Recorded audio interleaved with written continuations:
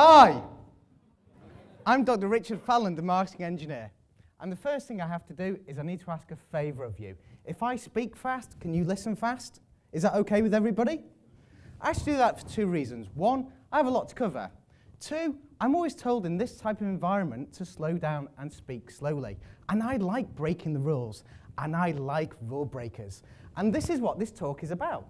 This talk is about how do you break the rules? How do you go beyond your limits? How do you get out your box? Or breaking bad ethically. So by the end of this talk, I want you to kind of know three things that might be limiting your life, might be affecting you right now and how you can deal with them, and three things you can do to change your life. Is that okay? Good stuff. Okay, I have a bit of a confession to make. Some of you are going to leave this talk and say, he seemed like an all right guy. I quite enjoyed that. Others of you will leave this talk saying, I really didn't like that, and I really don't like that fellow at all. And when I say don't like, I mean you will see me walking down the street as you're coming up here, and you will choose to walk into oncoming traffic rather than risk a conversation with me. That's it. A lot of my friends call me the Marmite of marketing, and that's the way I am. So I'm going to start my story from the start, which was when I was born. When I was born, my mum was in labour with me for several hours, and I didn't have enough oxygen to my brain. And the doctors told my mum, Richard's going to have a coordination problem. So he's never going to be able to do things like ride a bike or play the piano. And here's a picture of me riding a bike and playing a piano. Because I had this thing is I thought, I'm interested in doing those things. I want to learn how to do these things. So it took me longer than other kids, but I got there. Another thing I had when I was younger was an interest in science. I'd like to find out about how things worked and how the world worked. And part of that was understanding maths. Maths is very important in science. And I did all right in maths at school, and I was lucky enough to get into the top set. And my maths teacher said to me, Richard, we're going to put you in for the exam a year early, your GCSE a year early, but we don't think you're going to do very well. So I thought, well, I can learn this. I'm going to do it anyway. And I got an A. I was really pleased with that. And my physics teacher said to me, Richard, you're all right at physics. You'll do OK at GCSE. You might be OK at A-level. But don't go any further than that. You're not good enough to do a degree. And here's me getting my physics degree from Durham University. Now, you may think I've spent most of my life trying to prove other people wrong. This isn't the case. These were all things I was interested in, and I had a passion for, and I wanted to find out more about. And I thought, I can learn this stuff. I can learn new skills. And this was useful, because when I finished my degree in physics, every employer I spoke to said to me, Richard, we don't want physics. We don't want physics graduates. We want electronic engineers. That's what we want. I thought, great. It would have been useful if somebody said this earlier. But I thought, OK. I did a bit of electronic engineering at physics. I've got an interest in it. I can learn it. So I did a master's in it at Nottingham University. And I enjoyed that so much that I went on to do a PhD in laser physics at Aston University. And I was privileged enough to be able to work on a £20 million yacht. And I put an optical fibre sensor system into the mast of that yacht so that the yacht could detect the strain you put on it as you went out sailing. And my work appeared on Tomorrow's World. And that was a good 3 years, and I really enjoyed it. But it was 3 years working in an underground lab with no sunlight on my own. And I started to think socks and sandals sounded like a comfortable combination. I thought maybe I just need to get out just a little bit more. Maybe I need to get out a little bit more. And at the time, my housemate Andrew was applying for a job with British Airways. And I picked up the brochure and I thought, well, that looks like something I'd be interested in doing. So I applied for a job and I became a business analyst for British Airways. And a business analyst is somebody who does business process re-engineering. So I got to work with IT people and business people. And this really suited me because I got to use my analytical skills and my people skills. And I had a great time there. And one thing I really enjoyed was traveling. And it was on my travels with 3 of my friends that I got my first lesson in marketing from a South American prostitute. So it was amazing the way the interest levels come up at that point. What happened was, me, my friends Maxine, Chris and Sharon had gone to Buenos Aires for the weekend. It was Maxine's birthday. It was Sunday night. It was 2 a.m. The club we were in was shutting, and Chris and Sharon decided to go home. But my friend Maxine said to me, I don't want to go home yet. I want to stay out a bit. I want to stay out a little bit longer. So we had a look round, and we found the one single solitary bar that was still open. And it had that distinctly mafioso feel about it, if you know what I mean. And I said to Maxine, I said, look, you sit over there, I'll go to the bar, we'll be quiet, we'll have a nice time, a couple of drinks, and go home. And I went up to the bar, got the drinks, and as I'm walking back, this very attractive young lady came up to me, and she looked me up and down like that. And she said to me, she said, I'm quite busy right now, but if you want some company later on, here's my business card. And she gave me a business card. And her business card was a name, and her job title was public relation, which I thought was absolute genius part of marketing, absolute genius. And I said to her, I said, well, thank you very much. But I said, I'm not looking for any company. I'm fine, I'm with my friends, but thank you. And the marketing lesson I learned from that is, no matter how attractive your offering is, not everybody's in the market for buying it. Now, this was going to serve me in good stead, because a couple of years later, I decided to step out into the abyss and set up my own business. And I've always had a passion for helping people. And I found at BA, I was good at helping people and good at training people. So I set up a training company that was designed to help small businesses, students, and graduates. And I did business skills, and there was marketing skills in there, and there was management skills. And this went along very well. And in 2009, after the credit crunch, everybody said to me, Richard, we don't want management skills anymore. We just need more clients. We just need more customers. Can you just focus on marketing? So I pulled everything I knew about marketing together and did a one-day workshop that covered all the marketing basics. And I ran this and it went very well. And I did a course in July of that year, and I'm going around the people I have in the room that have gone. I had accountants and solicitors here. Over here, I had a lady who wanted to sell Jamaican soup to Tesco. I had a couple of bars and restaurants. I had a gentleman who had a yoga franchise for schools. I then had a cleaning company. And then finally, I had a manufacturing company that specialized in doing parts for yachts and nuclear submarines. This was a diverse group of people. And I thought, how am I going to deliver something that's good for everybody? Well, the course covered all the basics, and the basics apply to every business. No matter what you do, they apply to everybody. So I did that. People liked it and happy. But at the end of it, I thought, using my engineering head, there must be a process that I could go through and get the right answer for anybody. There has to be something. And I had a look around, but I couldn't find anything. And I kind of parked it around the back of my head to think, I'll think about that later. And everything was going fine until Wednesday, the 21st of October, 2009. I'm in Birmingham. I'm in St. Paul's Square.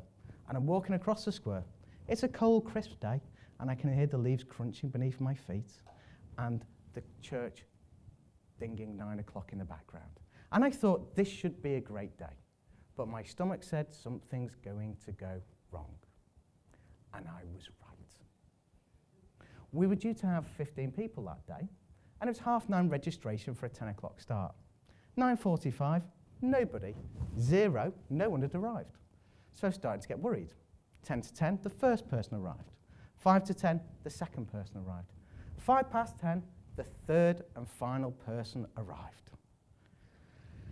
And that was it. So I'd lost 80% of the attendees didn't show. So I thought, well, what can I do? So I went out, I did my marketing thing, and they liked it, because they turned up. So of course, I'm going to do my best. And people seemed to like it. But then we went back to the office, and I had to ring up people and say, well, what happened? Why didn't you come? And I found that people had changed what they needed and wanted. They didn't want marketing training anymore. They needed somebody to do the marketing for them. They wanted somebody who would do that and guarantee they'd have clients and customers next week. So I thought, okay, I can do that. I'm interested in marketing. I've moved on from what makes the world tick to what makes people tick. And I got really interested and thought, this idea for the process, I'll dig that out. And I developed a 12-step process that I use to help small businesses attract in the clients they want. And that works pretty good. And oddly enough, I've gone back to helping my old PhD group, who now also need to engage with small businesses, so I help them to help the business community as well. And that's my story. But what did I learn during my story? Well, there's a couple of things I learned. One thing is, boxes can be useful. a good way to understand the world is through putting things into boxes. And boxes are very common in marketing because you need to know what people are going to like and dislike. These types of people like this, they dislike this. This helps you in marketing. I'll give you this marketing statistic here. Blue is the most popular colour. Have you noticed the way Twitter, LinkedIn and Facebook, all the logos are blue? That's because most people like blue. Possibly why I'm wearing a blue shirt and blue tie today.